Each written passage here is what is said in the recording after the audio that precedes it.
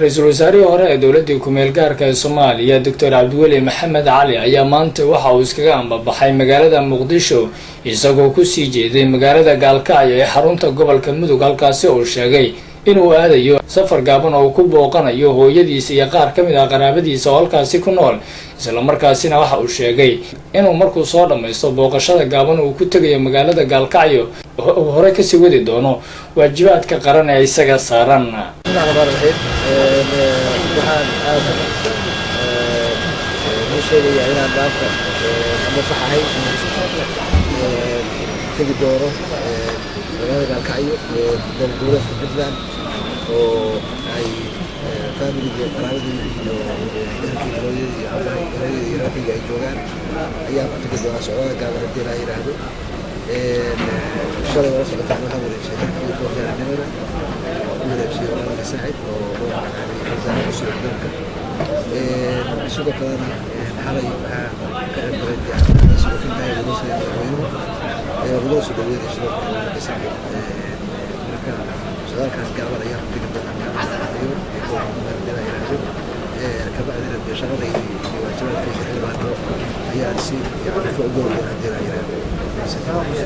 محمد محمود تلفزيون رويال.